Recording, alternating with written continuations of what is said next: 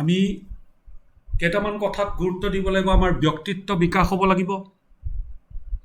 আনে কোৱা যিকোনো কথা আমি ঘপককৈ মানি ল'ম, আনৰ বিষয়ে কিবা চৰ্চা কৰিম, এই কথাটো আমাৰ মাজৰ পৰা উলিয়াই দিব। আমি আমাৰ ব্যক্তিত্ব বিকাশ কৰিব লাগিব। ব্যক্তিত্ব তৈয়াৰ কৰিবলৈ যত্ন কোনেও নকৰিব। আপোনাৰ এটা ব্যক্তিত্ব আছে, এইটো ব্যক্তিত্ব যে আছে এই কথাটো মানুহৰ মনত তৈয়াৰ কৰিবলৈ যত্ন নকৰিব। ব্যক্তিত্ব নিজে নিজে গঢ় লৈ উঠিব লাগিব। মোক এজনে ফোন কৰিছে, মই তেখেতক উত্তৰত ফোনটো ধৰি হেল্ল' নকৈ, মই হেল্ল'টো খুব কমেই কওঁ। মই মোতকৈ বয়সত সৰু, গতিকে মই তেওঁক ক'লোঁ, মোন কোৱাচোন। বিভিন্ন সময়ত ফোন কৰোঁতে মই তেওঁক তেনেকেই কওঁ।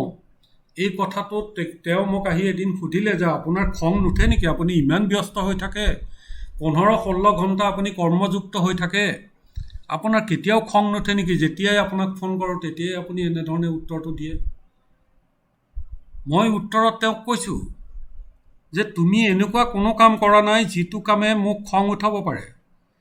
অন্য কিবা বিষয়ত মোৰ মনঃপূতভাৱে কামটো কোনোবাই কৰা নাই, তাৰ বাবে কিবা এটা বেমেজালি যদি হৈছে, তাৰ উত্তৰটো মই তোমাক কেতিয়াও দিব নোৱাৰোঁ।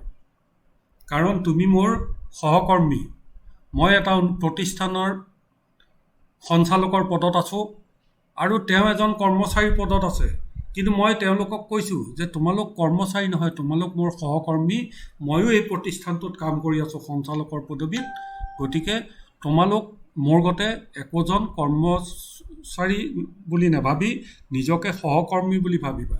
যেতিয়াই আমি কৰ্মক্ষেত্ৰত নিজক এজন সহকৰ্মী বুলি ভাবি আমি কাম কৰি যাম, তেতিয়াই আমাৰ উন্নতিৰ জখলাত আমি ভৰি থ'ব পাৰিম। তাৰ বাবে আমি কি হ'ব, আমাৰ মাত কথাবিলাকত আমাৰ ব্যক্তিত্ব প্ৰকাশ পাব লাগিব। আমি আনৰ কথা পাতি সময় অপব্যৱহাৰ কৰিব নালাগিব। প্ৰতিজন মানুহৰ দোষ গুণ প্ৰতিজন মানুহৰ দৃষ্টিত সুকীয়া সুকীয়া হয়। গতিকে মই ভাল পোৱা মানুহজন কোনোবা এজন মানুহে বেয়া পাব পাৰে, কোনোবাই বেয়া পোৱা মানুহ এজন মই হয়তো ভাল পাব পাৰোঁ। গতিকে আন ব্যক্তিৰ চৰ্চা কৰাতকৈ আমি কৰ্মযুক্ত হৈ থকাৰ প্ৰচেষ্টা কৰা ভাল। তেতিয়া আমাৰ ব্যক্তিত্ব নিজে নিজে গঢ়ি উঠিব। আমি সকলোৰে কল্যাণ হওক, সৰ্বে ভৱন্তু সুখিনাম, সকলোৱে সুখেৰে থাকক, সৰ্বে সন্তু নিৰাময়া, সকলোৱে নিৰোগী হৈ থাকক। এই যি আমাৰ ভাৰতীয় চিন্তা আছে, এই চিন্তাৰে আমি আগবাঢ়িব লাগিব। আৰু এই চিন্তাৰে যেতিয়া আগবাঢ়িম, আমাৰ ব্যক্তিত্ব নিজে নিজে গঢ় লৈ উঠিব। যেতিয়া ব্যক্তিত্ব গঢ় লৈ উঠিব, তেতিয়া আমাৰ মাজত আমি কৈছোঁ যে আমাৰ কোনো জাত পাত নাই। আমি এটা গোত্ৰ লৈছোঁ, আমাৰ হৈছে কল্পগোত্ৰ। এই কল্পগোত্ৰৰ প্ৰতিজন সদস্যৰ যেতিয়া ব্যক্তিত্ব গঢ়ি উঠিব, তেতিয়া আমাৰ মাজত কোনোবাই কিবা অনিষ্ট হওক বুলি কিবা এটা বক্তব্য ৰাখিলে কোনেও নুশুনে। কাৰণ আমি নিজেও আনৰ কথা নকওঁ আৰু আনে আমাক কাৰোবাৰ কথা ক'লেও আমি শুনিবলৈ সময় নাই। আমি কৰ্মযুক্ত হৈ আছোঁ, আমি কৰ্মযুক্ত হৈ থাকিম। তেতিয়া আমাৰ কি আহিব? কৃতিত্ব আহিব। ব্যক্তিত্ব যদি আমাৰ থাকে আৰু সেই ব্যক্তিত্বক লৈ যদি আমি আগবাঢ়ি যাওঁ, তেতিয়া আমাৰ কৃতিত্ব আহিব। আমি যি কৰ্মটো কৰি আছোঁ, এই কৰ্মটোত সফলতা পোৱা, অৰ্থাৎ ই আমাক সফলতাই লাহে লাহে আমাৰ মাজত আমাৰ কৃতিত্ব এটা প্ৰকাশ কৰিব। সমাজে আমাৰলৈ চাব যে এই কল্পগোত্ৰ বুলি কোৱা এই মানুহখিনিয়ে যি কামটো কৰি আছে, এই কামটোত সাংঘাতিক ধৰণে সফল হৈছে। তেওঁলোকে এটা নোহোৱা নপজা কাম কৰি, আমি কাহানিও কোনেও নভবা কাম এটা কৰি তেওঁলোকে কৃতিত্ব অৰ্জন কৰিবলৈ লৈছে। ই আমাৰ প্ৰতি মানুহৰ বিশ্বাস বৃদ্ধি কৰিব। যিসকল লোক আমাৰ এই কথাবিলাক শুনি বা আপোনালোকে যেতিয়া মানুহক বুজাইছে তেওঁলোকে শুনি, কোনোবাই কৈছে মই ভাবি চাওঁচোন বাৰু, তেওঁ ভাবি চোৱালৈ ৰখি থাকিবলৈ আমাৰ সময় নাই। কিন্তু আমি আমাৰ কৰ্তব্য কৰিছোঁ, তাত অকণো আমাৰ খং উঠা নাই। তেওঁ ভাবি চাম বুলি কোৱাত আমাৰ অকণো মনত আক্ষেপ নাই। তেওঁ ভাবি চাওক, ইতিমধ্যে আমি কৰি থাকিম। আমি যে কৰি থাকিম, আমি কৰি থকাৰ ফলত আমাৰ কৰ্মটোৱে যেতিয়া এটা পৰ্যায় পাব য'ত আমি কৃতিত্ব পোৱাৰ সময় হ'ব, তেতিয়া তেওঁলোকে অনুভৱ কৰিব যে মোকো কৈছিল, ময়োতো এইটো কামেই কৰিব পাৰিলোহেঁতেন, ইটো আজি ইমান পইচা কৰিছে, ই ইমান কৰিছে। আমি কিন্তু তেওঁহে ভাবিছে আমি পইচা কৰিছোঁ বুলি। আমি পইচাক কি বুলি ভাবিছোঁ, আগতে কৈ গৈছোঁ যে পইচা আমাৰ কৰ্ম হৈছে। মোৰ মায়ে দুপৰীয়াৰ সাজ বনাবৰ বাবে চৌকাত এটা ডেক্সিত চাউল আৰু পানী মিলাই তাত দিছে। মাৰ উদ্দেশ্য হৈছে আমাক দুপৰীয়া ভাত খুৱাব লাগিব। ভাত বনাবলৈ যাওঁতে ভাতৰ নিখনি ওলাইছে, সেইটো তেওঁৰ লক্ষ্য নহয়। তেওঁৰ লক্ষ্য হৈছে আমাক দুপৰীয়াৰ অন্ন দিব লাগিব। অন্ন তৈয়াৰ কৰিবলৈ যাওঁতে ভাতৰ নিখনি ওলাইছে। আমি যি কৰ্ম কৰিম তাৰ যি কৃতিত্ব আমি পাম, যি কৃতিত্ব ল'ম, এই কৃতিত্বৰ বিনিময়ত যিটো আহিব, যাক লৈ বাকী মানুহে ঈৰ্ষাৰ দৃষ্টিৰে আপোনালৈ চাব, বা আপুনি কৰা কামটোতে তেওঁ সংযোগ হ'বলৈ পৰিকল্পনা কৰিব, চিন্তা চৰ্চা কৰিব, সেই বস্তুটো হৈছে আমাৰ উপৰুৱাকৈ হোৱা এটা বোনাছ, অৰ্থাৎ পইচা, যিটোক লৈ আমাৰ সামাজিক জীৱনত আৰ্থিক স্তৰত আমাৰ বহু পৰিৱৰ্তন আহিব। এই পৰিৱৰ্তনবোৰ দেখি তেখেতসকলৰ মনত কাৰোবাৰ ঈৰ্ষা হ'ব, কাৰোবাৰ সেই কামটো কৰাৰ প্ৰতি আগ্ৰহ হ'ব। সেইটো হৈছে আমাৰ কৃতিত্ব। কামটো কৰি থাকোঁতে আমি সদায় মনত ৰাখিব লাগিব যে আমি নেতৃত্ব দিব লাগিব। আমাৰ গাত নেতৃত্বৰ গুণ লাগিব। নেতৃত্বৰ গুণ কেতিয়া থাকিব? যেতিয়া আপুনি প্ৰত্যেকজন মানুহৰ ভাল চিন্তা কৰি, প্ৰত্যেকজন মানুহে যাতে উচিত পথত কাম কৰি যাব পাৰে, প্ৰত্যেকজন মানুহে যাতে কোনো ক্ষতিৰ সন্মুখীন নোহোৱাকৈ কাম কৰি যাব পাৰে, প্ৰত্যেকজন মানুহৰ সুখ দুখত যেতিয়া আপুনি সমভাগী হ'ব, একে কল্পগোত্ৰৰ বুলি ভাবি আপুনি তেওঁৰ কিবা দুখৰ দিনতো আপুনি দুখৰ সমভাগী হ'ব, সুখৰ দিনতো আপুনি সুখৰ সমভাগী হ'ব, তেতিয়াই আপোনাৰ শৰীৰত, আপোনাৰ গাত নেতৃত্বৰ গুণ প্ৰকাশ হ'ব, যিটো সকলোৱে নোৱাৰে। আমি এজন মানুহক সঠিকভাৱে কথাখিনি বুজাই দিব পাৰিছোঁ, আৰু মানুহজনক আমি যি পথত আগবাঢ়িবলৈ গৈছোঁ, সেই পথত আগবঢ়াত তেওঁকো লগত লৈ যোৱাৰ, তেওঁকো উন্নতিৰ কিবা এটা দেখুওৱাৰ, তেওঁকো আৰ্থিকভাৱে সবল কৰাৰ, তেওঁকো সমাজত প্ৰতিষ্ঠা লাভ কৰাৰ যি আমি পথ দেখুৱাবলৈ সক্ষম হৈছোঁ আমাৰ বুজনিৰ দ্বাৰা, ই আমাৰ নেতৃত্বৰ গুণ। সেইকাৰণে প্ৰতি পদক্ষেপত আমি মনত ৰাখিব লাগিব যে আমাৰ মনত সকলো সময়তে কোনো কাৰণতে কাৰো প্ৰতি ঈৰ্ষাৰ ভাৱ, কাৰো প্ৰতি খঙৰ ভাৱ, কোনোবাই কামটো নকৰোঁ বুলি আজি ভাবিছে যদি তেওঁৰ প্ৰতিও কোনো খঙৰ ভাৱ আমি ৰাখিব নালাগিব। ঠিক আছে, আপুনি আজি নকৰে, ঠিক আছে বাৰু, আমি কৰি আছোঁ, আপুনি আশীৰ্বাদ দিব। ই আপোনাৰ ব্যক্তিত্ব প্ৰকাশ কৰিব। মানুহজনৰ মনত আপুনি যেতিয়া সফল হোৱাৰ কৃতিত্ব লাভ কৰিব, সফল হ'ব, মানুহজনৰ মনত ভাৱ হ'ব যে মই নকৰোঁ বুলি ক'লোঁ, তাক নিৰুৎসাহ কৰিলোঁ, তথাপি সি যাবৰ সময়ত কৈ গ'ল যে মোক আশীৰ্বাদ দিব, মই এটা ভাল কামত লাগিছোঁ। তেওঁ মনত আপোনাৰ প্ৰতি এনে এটা শ্ৰদ্ধাৰ ভাৱ লাহে লাহে জাগ্ৰত হ'বলৈ আৰম্ভ কৰিব যে আপুনি সেই মানুহজনক নেতৃত্ব দিব পৰা গুণ আপোনাৰ গাত আছে বুলি তেওঁ ভাবি ল'ব, আৰু আপুনি যিদৰে ক'ব তেওঁ সেইদৰে কামটো কৰিবলৈ আগবাঢ়িব। গতিকে আমাৰ মনত নেতৃত্বৰ গুণ থাকিব লাগিব। আমি যিটো বিষয়ত কামটো কৰিবলৈ লৈছোঁ, সেই বিষয়টোৰ পুংখানুপুংখ জ্ঞান আমাৰ মনত থাকিব লাগিব। আমি আজি পঢ়ি পেলাই যিখিনি কথা পাইছোঁ, এই পঢ়ি পেলাই পোৱা কথাখিনিৰ পৰা বা আমাৰ পৰা শুনি আপোনালোকে যিখিনি কথা পাইছে, তাৰপিছত কোনোবাই গুগলত ছাৰ্চ কৰি যি 2-4টা ভিডিঅ' দেখিছে, কোনে কিমান কাম কৰি কিমান টকা উপাৰ্জন কৰিছে, মাহত কোনোবাই 86,000 টকা কল খেতিৰ পৰা উপাৰ্জন কৰিছে নেকি, কোনোবাই বছৰত 2 কোটি টকা লাভ অৰ্জন এই অসমতেই কৰিছে নেকি, ইত্যাদি কথাবিলাক আপোনালোকে এই জ্ঞানটো পোৱাৰ পিছত আপোনালোকে বিভিন্ন জেগাত আজিকালি যি ডিজিটেল যুগ, এই যুগত আপোনালোকে আঙুলিৰ টিপাতে সকলো জ্ঞান লাভ কৰিব পৰাৰ যি সক্ষমতা আছে, সেই সক্ষমতাক আপোনালোকে প্ৰয়োগ কৰিছে। প্ৰয়োগ কৰি আমি এতিয়ালৈকে নজনা নপঢ়া 2-4টা কথা আপোনালোকে আয়ত্ত কৰি আমাক কৈছে। আমি একোৱেই নাজানো। জ্ঞান এনে এটা বস্তু যাৰ কোনো পৰিসীমা নাই, যাক আপুনি শিকি শেষ কৰিব নোৱাৰে। যে মাৰ্চিডিজ গাড়ী পৃথিৱীৰ ভিতৰত এখন অতি উচ্চ স্থানৰ গাড়ী, সেই গাড়ীৰ টায়াৰত যে বানানা ফাইবাৰ ব্যৱহাৰ হয় সেই কথাটো আমি নাজানো। সেইটো আপোনালোকে হয়তো জানিছে, বা আমি যদি জানিছোঁ কাৰোবাৰ পৰা ক'ৰবাত পঢ়িছোঁ, গতিকে আমি আপোনালোকক আজি অৱগত কৰিছোঁ। অহাকালিলৈ আপোনালোকে হয়তো আমাক তাতকৈ আৰু অধিক সাংঘাতিক জ্ঞান আপোনালোকে আমাক দিব, আৰু আমি তাৰ বাবে কৃতাৰ্থ হ'ম। জ্ঞান শেষ নহয়, আমি যিখিনি জানিছোঁ হয়তো সেয়া আধাৰো আধা। গতিকে বিষয়টোৰ ওপৰত পুংখানুপুংখ জ্ঞান আমি আহৰণ কৰিবলৈ যত্ন কৰিব লাগিব। তেতিয়াহে আমি কৰি থকা কামটোৰ প্ৰতি মানুহৰ আস্থা বাঢ়িব, আৰু মানুহৰ আস্থা বঢ়া মানে আমাৰ প্ৰতি, আমাৰ অনুষ্ঠানটোৰ প্ৰতি, আমাৰ কৰ্মটোৰ প্ৰতি সমাজৰ আদৰ বাঢ়িব। কালি এটা আমি পাইছিলোঁ, মই ডক্টৰ মুকুল বৰালৈ পঠাইছিলোঁ, use of banana fibres in making tea bags.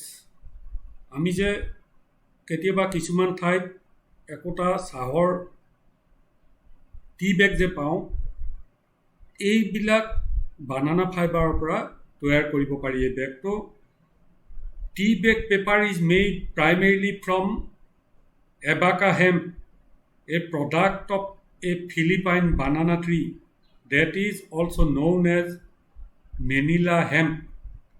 This is a bleached and processed and then treated with a heat sealable thermostatic such as PVC. PVC গতে তাক ব্যৱহাৰ কৰিব পাৰি, or polypropylene on the inside.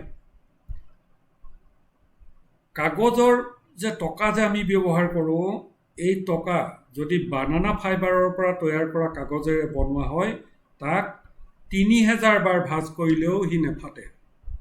Research কৰি পাইছে যে 3000 বাৰ তাক ভাঁজ কৰিব পাৰি, ই নেফাটে। চেনিটেৰী নেপকিন তৈয়াৰ কৰাত বানানা ফাইবাৰ ব্যৱহাৰ কৰিব পাৰি, ই এনভাইৰনমেণ্ট ফ্ৰেণ্ডলি হয়। এই কথাবিলাক আমি এতিয়া লাহে লাহে আমি গম পাই আহি আছোঁ। গতিকে আমি লাহে লাহে হয়তো আৰু বহুত কথা জানিম, যিবিলাক কথা আনে নাজানে, আৰু আমাৰ পৰা বা আপোনালোকৰ পৰা এই কথাখিনি পৃথিৱীয়ে জানিব। আমি সৌভাগ্যৰ কথা যে এখন ইণ্টাৰনেশ্যনেল ছেমিনাৰত আমি ভাগ ল'বলৈ পাইছোঁ। আপোনালোকে পাইছে, আপোনালোকৰ হৈ আমি ভাগ লৈছোঁ। এখন পৰহি হৈ গৈছে, আৰু এখন 27 তাৰিখে অনুষ্ঠিত হ'ব। এই গোটেই কথাটো সম্ভৱ হৈছে আপোনালোকৰ কাৰণে। বিষয়টোত আপোনালোকৰ যি সংযোগ হৈছে, বিষয়টোত আপোনালোকে যি উৎসাহ আমাক দিছে, এই উৎসাহে আমাক সেই পৰ্যায়লৈ নিবলৈ নিছে। আৰু আমি তেওঁলোকক প্ৰথমখন মিটিঙতেই ডক্টৰ মুকুল বৰাই বক্তব্য ৰাখিছে, বা আমিও মেছেজ দি তেওঁলোকক তাতে কৈছোঁ, কাৰণ এজন মানুহে কৈছে কথা। তাত আমি কৈছোঁ যে আমিও অসমত বানানা ফাইবাৰৰ যোগেদি অসমক এটা টেক্সটাইল হাবলৈ ৰূপান্তৰ কৰিব বিচাৰিছোঁ। আৰু আমাৰ এই কথা শুনি তেওঁলোকে আশ্চৰ্য প্ৰকাশ কৰিছে, আৰু তেওঁলোকে কৈছে যে সকলো ধৰণৰ সহায় সহযোগিতা আপোনালোকক আগবঢ়াবলৈ আমি প্ৰতিশ্ৰুতিবদ্ধ। অৰ্থাৎ আমি বানানা ফাইবাৰৰ পৰা বস্ত্ৰ যেতিয়া উৎপাদন কৰিম, আমি হয়তো জাপানৰ পৰা অনা টেকন'লজিও ল'ব পাৰোঁ।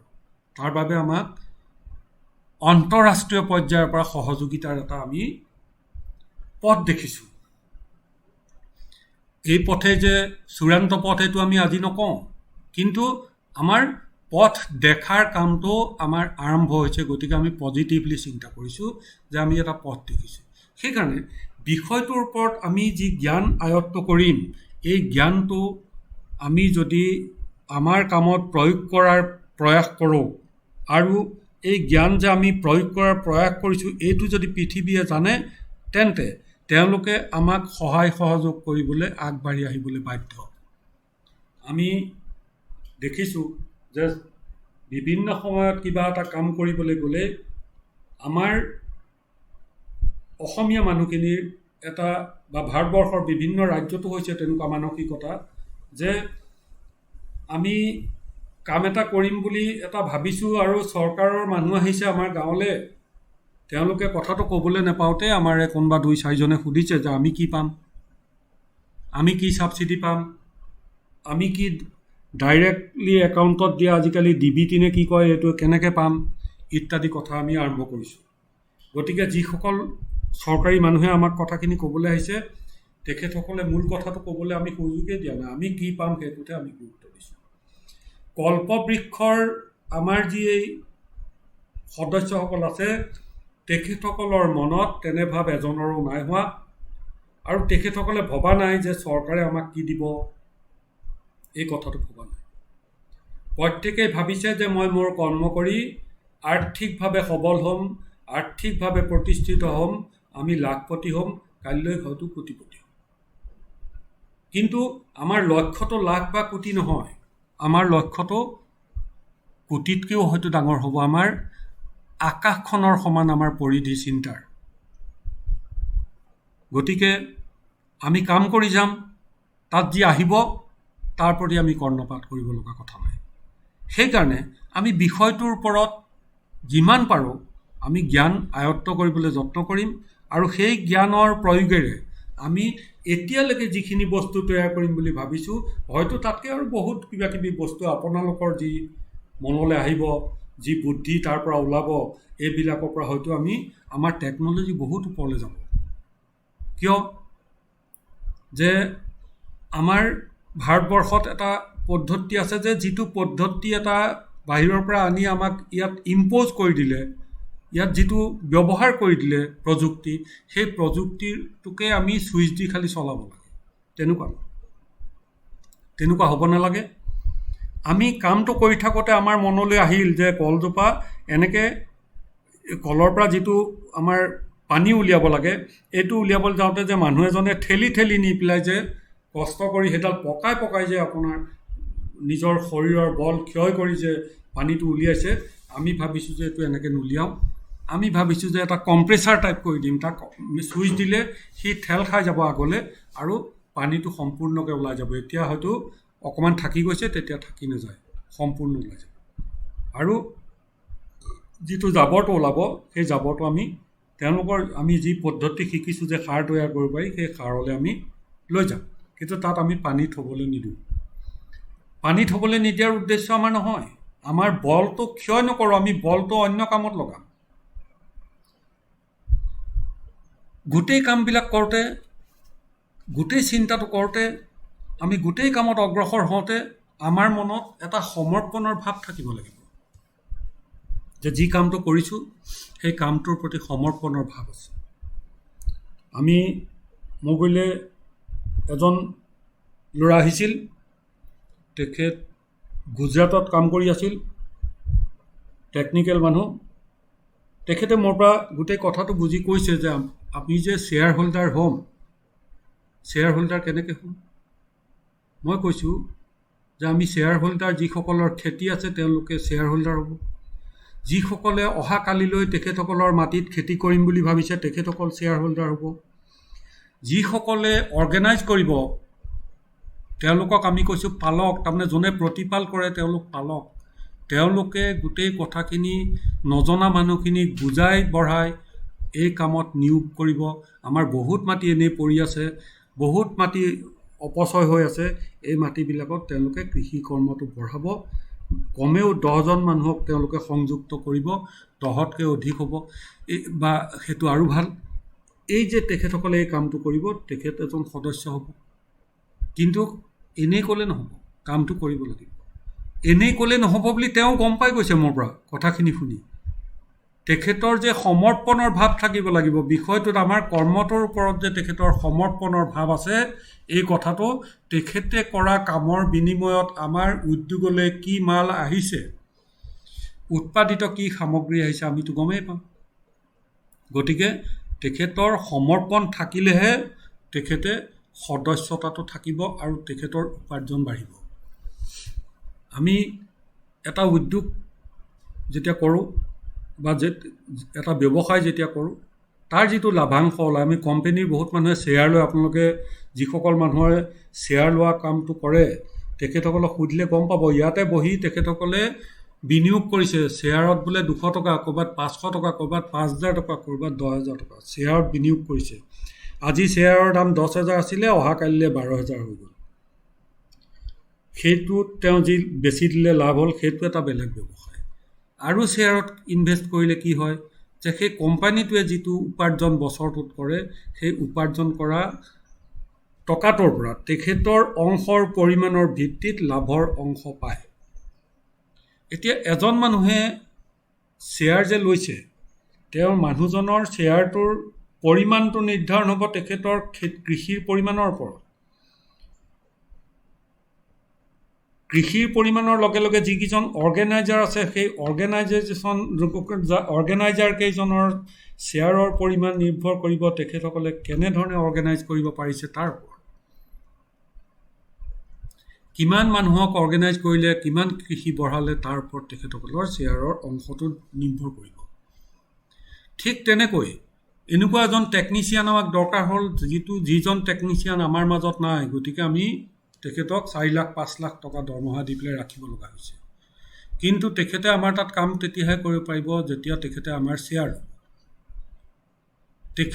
তেখেতৰ কেপাচিটি অনুযায়ী তেখেত যিমান টকাৰ দৰমহা লোৱা মানুহ হ'ব, তেখেতৰ যোগ্যতাৰ ভিত্তিত যিটো দৰমহা ল'ব, সেই অনুপাতত তেখেতে আমাৰ অংশ ল'ব লাগিব। অৰ্থাৎ তেখেত অংশীদাৰ হ'ব লাগিব। অংশীদাৰ হ'লে কি হ'ব, যে বিষয়টোৰ প্ৰতি, অনুষ্ঠানটোৰ প্ৰতি তেখেতৰ সমৰ্পণ থাকিব। আপোনাৰ ঘৰখনৰ প্ৰতি যদি সমৰ্পণৰ ভাৱ নাথাকে, তেতিয়াহ'লে ঘৰখন উজ্জ্বল হ'ব নোৱাৰে, ঘৰখন পোহৰ হ'ব নোৱাৰে। ঘৰখনৰ প্ৰতিজন সদস্যৰ ঘৰখনৰ প্ৰতি সমৰ্পণৰ ভাৱ থাকিব লাগিব। কোনোবাই ঝাৰুটো লগাই দিব লাগিব, নহ'লে লেতেৰা হৈ থাকিব। এজন মানুহে ঝাৰু মাৰিব, এজন মানুহে ভাতো বনাব, এজন মানুহে কাপোৰো ধুব, এজন মানুহে ঘৰত কোনোবা আহিছে নেকিও চাব, আলহী আহিলেও কথা পাতিব। এইটো সম্ভৱ। উপাৰ্জনো তেওঁৱে কৰিব, তেনেকুৱা নহয়। উপাৰ্জন কৰা মানুহজনৰ ঘৰখনৰ প্ৰতি সমৰ্পণ আছে। গতিকে তেখেতে ঘৰখনৰ মানুহে চলিব পৰাকৈ সৎ পথেৰে কি ধৰণে উপাৰ্জন কৰিব পাৰি, তেখেতে তাৰ প্ৰতি সেই বিষয়ত কৰ্মযুক্ত হৈছে। যোনে উপাৰ্জন কৰা নাই, তেখেতে ঘৰখনৰ অন্যান্য যাৱতীয় কামবিলাক ভাগ ভাগ কৰি সমৰ্পণৰ দৃষ্টিৰে কৰিছে। গতিকে ঘৰখন সুচাৰুৰূপে চলিছে। এই যি সমৰ্পণৰ ভাৱ, এই যি মোৰ আত্মীয়তা, এই যি স্নেহ, অনুষ্ঠানটোৰ প্ৰতি স্নেহ, অনুষ্ঠানটো কাৰ? অনুষ্ঠানটো আপোনাৰ। গতিকে এই অনুষ্ঠানটোৰ প্ৰতি আমাৰ যে স্নেহ, এই স্নেহ যেতিয়ালৈকে বৰ্তি থাকিব, তেতিয়ালৈকে আমাৰ মাজত কোনো তৃতীয় শক্তিয়ে আহি পেলাই আমাক অপকাৰ কৰিব নোৱাৰে। আৰু আমি স্বৰ্ণফলৰ যি আমালে দান, এই দান লৈ আমি জাকত জিলিকা হৈ উঠিম আৰু আপোনালোক সফল হ'ব। অসমীয়া সকলো যুৱক যুৱতী অৰ্থনৈতিকভাৱে সবল হ'ব আৰু আমাক লৈ আজি 72 বছৰ স্বাধীনতাৰ পিছত আমাক কেৱল ভোটাৰ বুলি ভাবি থকা সকলে অনুমান কৰিব যে এওঁলোক এতিয়া ভোটাৰ নহয়, এওঁলোক মানৱ সম্পদ। গতিকে মানৱ সম্পদৰ গুৰিলে তেওঁলোক দৌৰি আহিব লাগিব। আপোনাক ছাবচিডি লাগেনে, চৰকাৰৰ অমুক স্কীমত আপুনি কিবা পাইছেনে নাই, এইখিনি তেওঁলোকে নিজেই খবৰ ল'ব লাগিব। কাৰণ আমি সকলো কাম সঠিকভাৱে কৰিম। যি বস্তু বিচাৰে আমি তাকেই দিব পৰা পৰ্যায়ত থাকিম, কিন্তু আমি তেওঁলোকৰ ভৰিত ধৰি পইচা খুজিবলৈ নাযাওঁ। আমি যি কৰ্মটো কৰিম, সেই কৰ্মৰ বাবে চৰকাৰৰ নিৰ্ধাৰিত যি বিষয় আছে, সেই বিষয়ত আমাক চৰকাৰে সহায় সহযোগ কৰিবলৈ বাধ্য থাকিব। সৰহসংখ্যক মানুহ যেতিয়া কৰ্মযুক্ত হৈ আমি এনেদৰে কাম কৰি থাকিম, চৰকাৰে আমাক গুৰুত্ব দিবলৈ বাধ্য হ'ব। চৰকাৰে, মই আগতে কৈছোঁ আপোনালোকক আমাৰ ভাৰ্চুৱেল মিটিঙত, যে চৰকাৰে বিধানসভাত, লোকসভাত ক'ব লাগিব যে ইমান পাৰ্চেণ্ট এইবাৰ কৃষি কৰ্ম বাঢ়িল, আমাৰ GDP ইমান পাৰ্চেণ্ট হৈছে, এই GDP বৃদ্ধিত আমাৰ কল্পবৃক্ষ গোটই ইমান সহযোগ আগবঢ়াইছে, এই কথাখিনি বিধানসভাত ক'ব লাগিব। এই ক'বৰ বাবে চৰকাৰৰ যি আঁচনি আছে, এই আঁচনিবিলাক আমাক দিবলৈ আহি আমাৰ পৰা তথ্য সংগ্ৰহ কৰিব লাগিব। আমি তেওঁলোকক আহোঁতেই এতিয়া নোসোধো আমাক কি দিব, আমি যি কৰিম নিজেই কৰিম।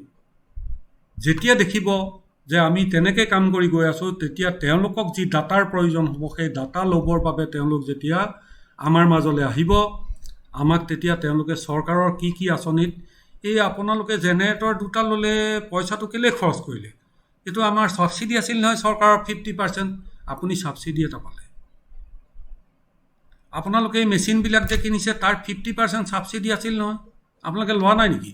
কাগজ পত্ৰ অমুক অমুক দিয়ক, আপোনালোকে ছাবচিডিখিনি লওক, আমি ছাবচিডি ল'ম। চৰকাৰে নিজৰ পকেটৰ পৰা ধন নিদিয়ে।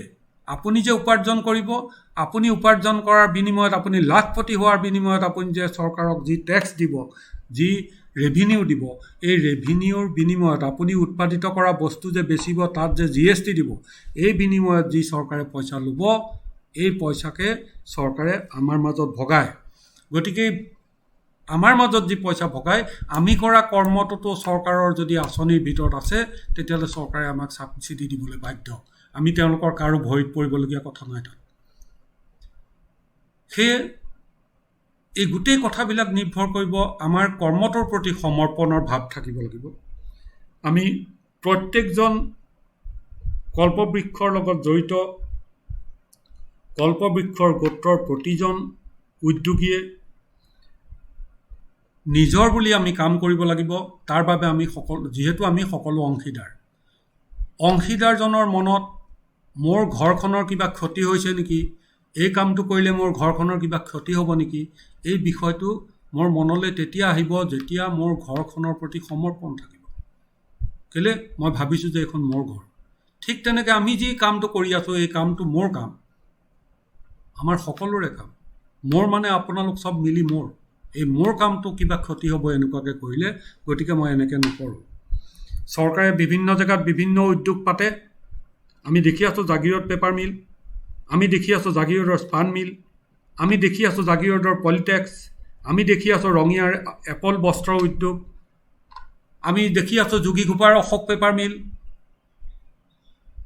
নগাঁৱৰ চেনিকল, গোলাঘাটত এটা সূতা কটা কল হৈছিল, কুশল কোঁৱৰ সমবায় সমিতি, দেৰগাঁৱৰ চেনিকল, ইত্যাদি ইত্যাদি যে অনুষ্ঠানবিলাক আছে, এই অনুষ্ঠানবিলাকত কৰ্মৰত মানুহবিলাক,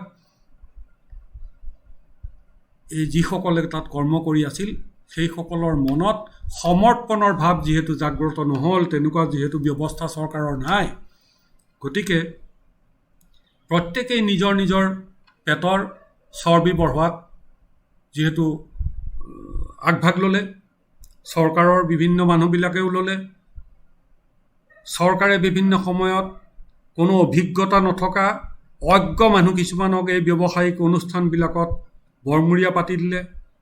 গতিকে প্ৰত্যেকেই নিজৰ নিজৰ যি উপাৰ্জনৰ, ব্যক্তিগত উপাৰ্জনৰ চিন্তা কৰিলে, সেই চিন্তা কৰাৰ ফলত সেই সমূহ উদ্যোগ ধূলিসাৎ হ'ল। কোনো পৰিকল্পনা নাই। আপোনালোকে কৈ আছে মই মেচিন এটা কিনিম নেকি, আমি কৈ আছোঁ মেচিন কিনিবলৈ আমি কওঁ। কিয় কৈছোঁ?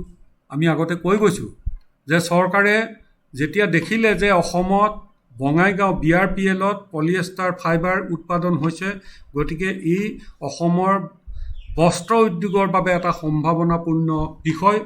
গতিকে চৰকাৰে প্ৰথমতে ভাবোঁতে ঠিকেই ভাবিছিলে। অসমৰ চুকে কোণে বিভিন্ন জেগাত আপুনি শুনিব যে উইভিং খুলিলে, কোনোবাই উইভিঙৰ উদ্যোগ, য'ত কাপোৰ বয়। স্পিনিং মিল হ'ল এটা বঙাইগাঁৱত, টিহুত এটা ৰঙিয়াত যিটো হ'ল, তাৰ ভিতৰতে সূতাও কাটে, তাৰ ভিতৰতে কাপোৰো বয়, আৰু তাৰ ভিতৰতে কাপোৰ প্ৰচেছ কৰি বজাৰলৈ ওলাই আহে। সেইটোক কয় কম্পজিট মিল।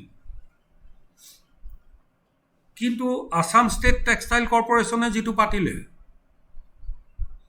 সেইটো পাতোতে সেই সময়ত যিসকল আমাৰ জনপ্ৰতিনিধি আছিল, তেখেতসকলৰ নিজৰ 2-4টা ভোটৰ বাবে তেখেতসকলে আঁচনি যিটো কৰিলে, সেই আঁচনিটো কেতিয়াও ইকনমিকেলি ভাৱেবল নহয়, অৰ্থনৈতিকভাৱে সি কেতিয়াও সফল নহয়।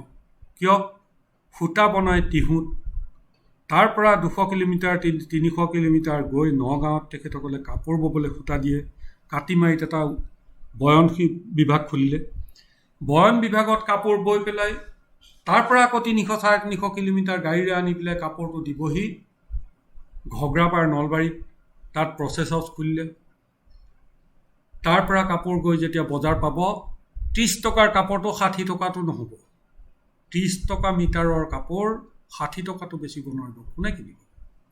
চৰকাৰে বনোৱাৰ কাৰণে কোনোবাই জানো কিনিব বেছি মূল্য দি? মই চিন্তা কৰিব লাগিব বা আপুনি চিন্তা কৰিব লাগিব যে আমি কিবা এটা বস্তু উৎপাদন কৰোঁতে নিজৰ কথাটো ভাবিব লাগিব যে ময়ো এজন উপভোক্তা। গতিকে মই এজন উপভোক্তা হিচাপে মই বনোৱা বস্তুটো বজাৰত একেধৰণৰ বস্তু যদি 10 টকাত পায়, মই বনোৱা বস্তুটো কোনোবাই 60 টকাত কিনিব নেকি? নিকিনে। মই হ'লেও নিকিনো। মই বনোৱা বস্তুটো নিকিনো। তাৰ কোৱালিটিও ভাল থাকিব লাগিব আৰু তাৰ মূল্যও উচিত হ'ব লাগিব। এই গোটেই কথাবিলাক আমাৰ সম্ভৱ তেতিয়াহে হ'ব যেতিয়া আমাৰ অতি সূক্ষ্ম চিন্তাৰে আমি কামবিলাক কৰিম। আমি য'ত ফাইবাৰৰ এই সৰু সৰু মেচিনবিলাক বহুৱাম, তাত কল খেতিৰ ওচৰত বহুৱাম, কাৰণ ট্ৰেন্সপৰ্টেশ্যন নালাগে। আমি য'তেই কল বেছিকৈ উৎপাদন হ'ব, কাৰোবাৰ 20 বিঘা মাটিৰ কল আছে, 50 বিঘা মাটিৰ কল আছে, তাত আমি কলৰ এটা ফাইবাৰৰ প্লাণ্ট বহুৱাম আৰু তাৰ পৰা আমি ফাইবাৰটোহে আনিম। বাকী যিবিলাক বস্তু আছে সেই বস্তুবিলাক আমি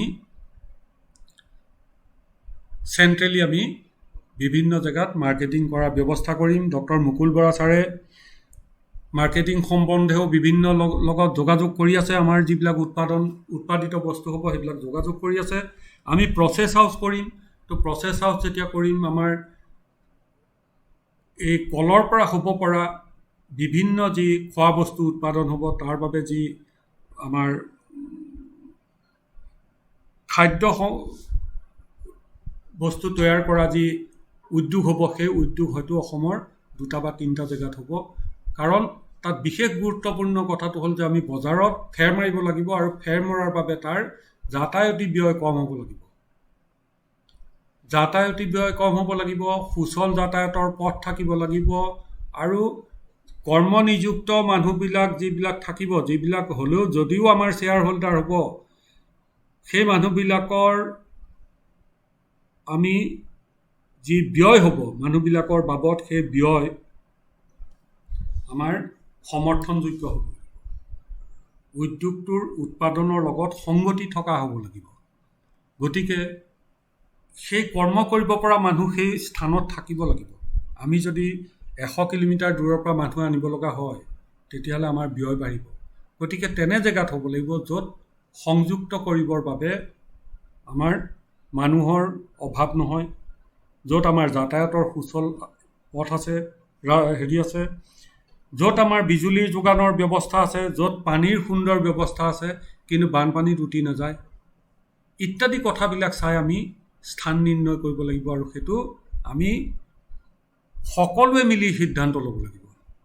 সকলোৱে বিষয়টোৰ লগত জড়িত হ'ব লাগিব। কিয়? আমাৰ মনত সমৰ্পণৰ ভাৱ আছে। আমাৰ অনুষ্ঠানটোৰ প্ৰতি আমাৰ সমৰ্পণৰ ভাৱ আছে।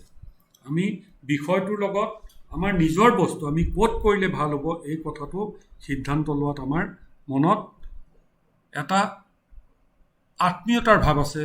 আমি যিটো কৰিলে ভাল হ'ব, সমূহৰ ভাল হ'ব, মোৰ ভাল হ'ব, মোৰ মানে মই কল্পগোত্ৰৰ মানুহ, মোৰ ভাল হ'ব মানে আপোনাৰ ভাল হ'ব, একে গোত্ৰৰ মানুহ। গতিকে এই যি ভাৱটো আমি তৈয়াৰ কৰিব লাগিব, এই কথাটো সেইকাৰণে আমি মন কৰিব লাগিব যে কৰ্মটোৰ প্ৰতি আমাৰ সমৰ্পণৰ ভাৱ লাগিব। বহুত কথা নকওঁ, আজি ইমানতে সামৰিছোঁ। ইয়াৰ পিছৰ পৰ্যায়ত আপোনালোকক আমি কামটো কিদৰে আমাৰ যি এতিয়া ইতিমধ্যে আপোনালোকক ফৰ্ম দিয়া হৈছে, ফৰ্মবিলাকত আপোনালোকে স্বাক্ষৰ সংগ্ৰহ কৰিব। স্বাক্ষৰ সংগ্ৰহ কৰি আপোনালোকে মানুহৰ সংখ্যাটো সঠিক আমি এটা নিৰ্ণায়ক ব্যৱস্থালৈ আহিব লাগিব। আৰু পৰৱৰ্তী পৰ্যায়ত আমি অনুষ্ঠানটোক কিদৰে আমি এই মানুহখিনিক লৈ আৰম্ভ হ'ব, তাৰ যিটো আনুষ্ঠানিকতা, সেই আনুষ্ঠানিকতাৰ ফালে আগবাঢ়িম। আৰু মই আশা কৰিছোঁ, আমি আশা কৰিছোঁ যে আমাৰ আগন্তুক দিনত সাফল্যৰ চিৰি যি আমি বগাবলৈ আৰম্ভ কৰিছোঁ, ই অতি জোৰদাৰ হ'ব আৰু প্ৰত্যেকজন মানুহেই এই গুণৰ ভিতৰত থাকি নিজৰ কামটো আগবঢ়োৱাত আত্মনিয়োগ কৰিব, অতি চিনচিয়াৰলি কাম কৰিব আৰু আত্মবিশ্বাস লগত ৰাখি কাম কৰিব। যদি এই কামটো কৰি মই এনেকুৱা এটা পৰ্যায় পাম বুলি আত্মবিশ্বাস নাথাকে, তেতিয়াহ'লে কিন্তু বাকী সকলো নাশ হৈ যাব। সেয়ে অনুৰোধ কৰিছোঁ, আপোনালোকে প্ৰত্যেকেই এই কথাখিনি মনত ৰাখিব। আমি আপোনালোকে জনা কথাখিনিয়ে কৈ আছোঁ, খালি এই জনা কথাখিনিকে আমি পুনৰবাৰ আপোনালোকৰ মনত আওৰাবৰ সুবিধাৰ বাবে এই প্ৰেজেণ্টেশ্যন তৈয়াৰ কৰিলোঁ। আপোনালোকক সকলোলৈ শুভেচ্ছা থাকিল। আমি আজি দেওবাৰ, আমি ৰাতি 9 বজাত মিলিত হ'ম। আপোনালোকে যি যি ধৰণে কামত আগবাঢ়িছে সেই বিষয়ে আমাক জনাব আৰু এই ভিডিঅ'টো আমাৰ কল্পগোত্ৰৰ মানুহসকলৰ ভিতৰত আপোনালোকে দেখুৱাব, আপোনালোকে নিজেও চাব, আনকো দেখুৱাব আৰু কামটোত অগ্ৰগতিত সকলোৰে যি সমন্বয়, এই সমন্বয় স্থাপনত আপোনালোক সফল হ'ব, এই আশা কৰি ইমানতে সামৰিছোঁ। নমস্কাৰ।